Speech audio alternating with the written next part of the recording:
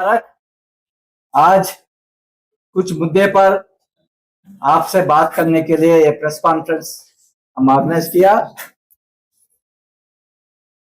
सबसे पहले आज 3 बजे हमारा कांग्रेस पार्टी का सभी MLAs under the leadership of our Congress legislative party leader CEO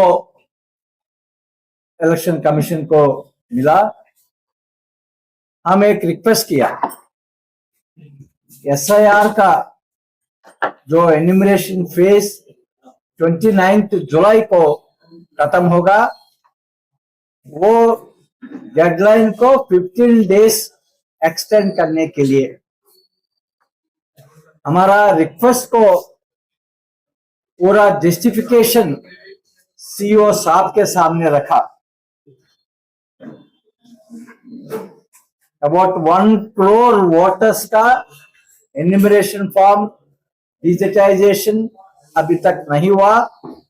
next 9 days में बहुत मुश्किल होगा वो डिजिटाइजेशन का, और 45 लाख वोटर्स का मैपिंग भी नहीं हुआ।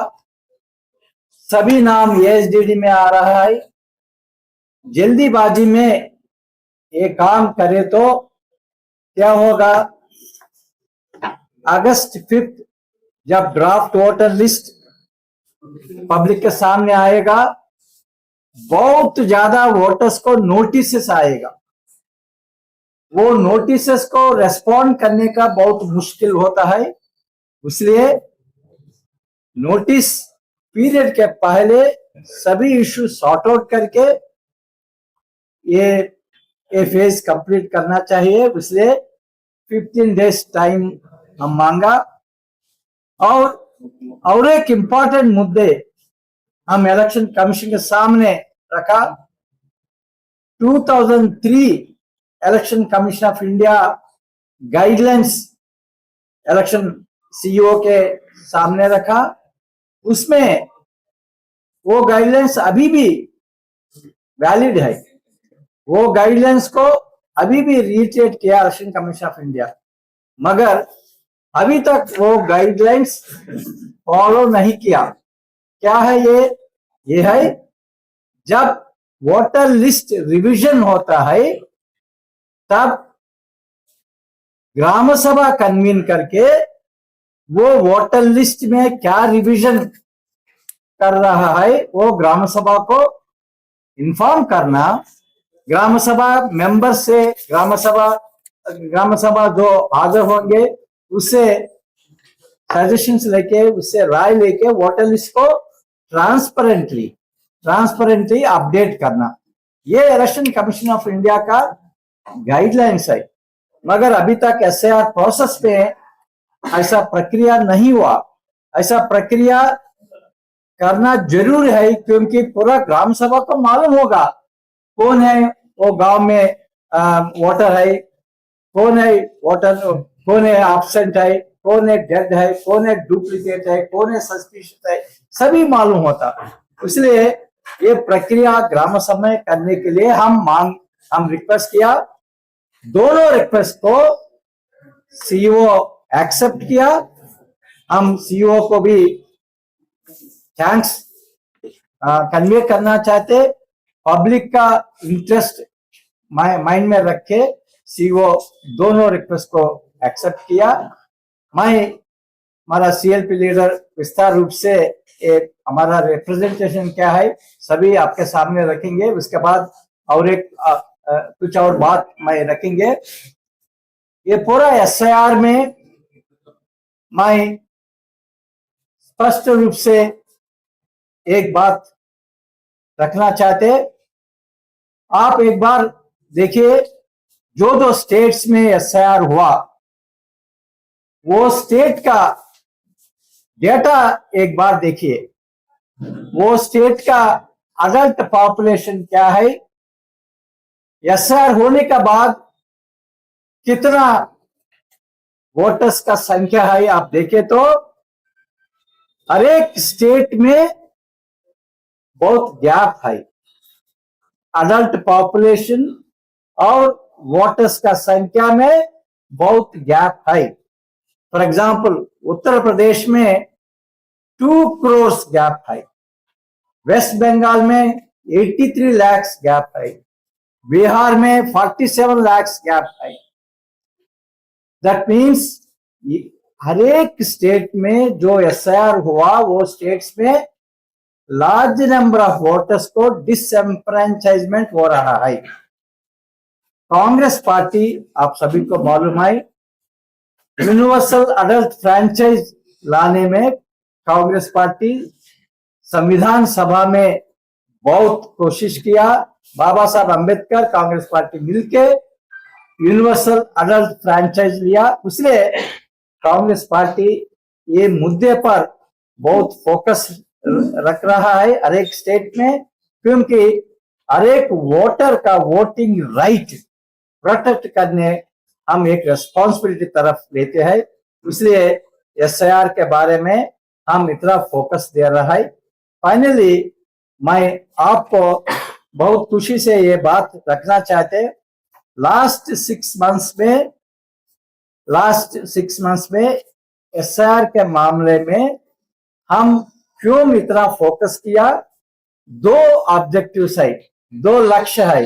ये लक्ष्य ये है, हर एक जेन्युइन वोटर का नाम वोटर लिस्ट में रहना। जो वोटर जेन्युइन है उनको वोटर लिस्ट में हटाना एक लक्ष्य है। दूसरा लक्ष्य ये है, कांग्रेस पार्टी को ये एसआईआर प्रोसेस बहुत महत्वपूर्ण मौका देता है। क्या है मौका? हमारा कांग्रेस का ग्रास रूट वर्कर हर एक वोटर के साथ जाके उनको सहयोग देके उनसे रिश्ता बन सके। ये काम करने के लिए लास्ट 8 मंथ्स में हम ऑर्गेनाइजेशंस को खड़ा किया। न केवल स्टेट स्तर पर नहीं है, जिला स्तर पर, ब्लॉक स्तर पर, ग्राम स्तर पर और बीएलए को अपॉइंट करके ऑर्गेनाइजेशन खड़ा किया। वो ऑर्गेनाइजेशन ग्रास रूट लेवल पर एक्टिवेट करने के लिए ये बहुत अच्छा मौका है। दूसरा समय में हमको ऐसा मौका नहीं मिलता है।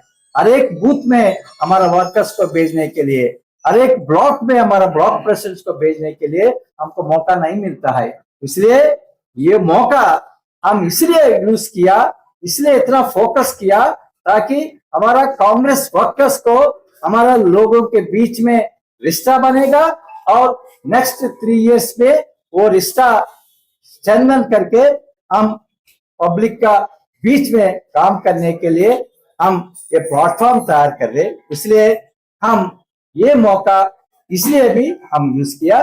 अब नाउ सीएलपी लीडर ने हमारा रिप्रेजेंटेशन हम दिया उसके बारे में आपको बात करेंगे।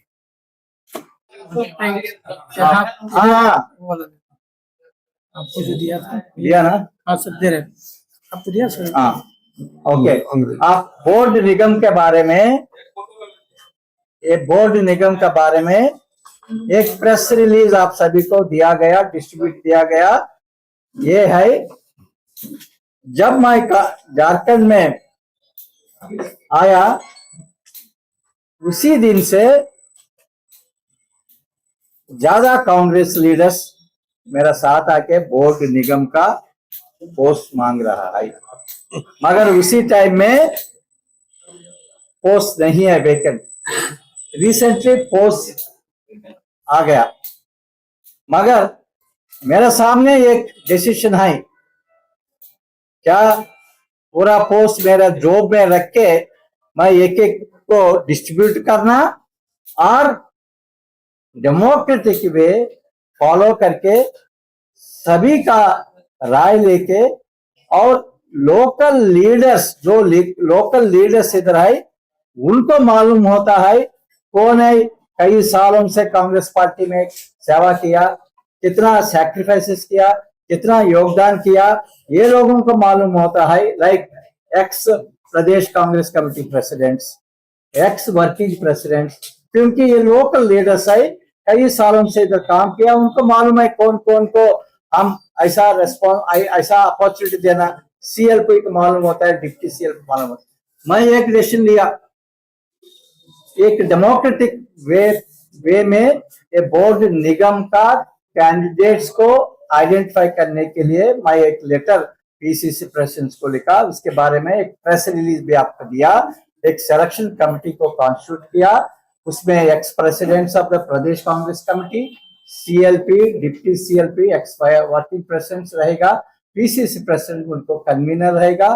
ये कमेटी 10 बार और 20 बार मिलके कुछ पहले डिसाइड करने के पहले क्राइटेरिया फाइनलाइज करना, क्यों कितना क्या क्राइटेरिया बेसिस पर हम देंगे, और सोशल इंजीनियरिंग भी मन में रखना, रीजनल बैलेंस भी मन में रख के फाइनलाइज करना, वो डिस्कस करके हर एक वैकेंसी पर कंसेंसस लाके एक वैकेंसी को एक नेम हमको भेजना पड़ेगा, हम एआईसीसी को भेज के अप्रूवल लाके फिलअप करेंगे।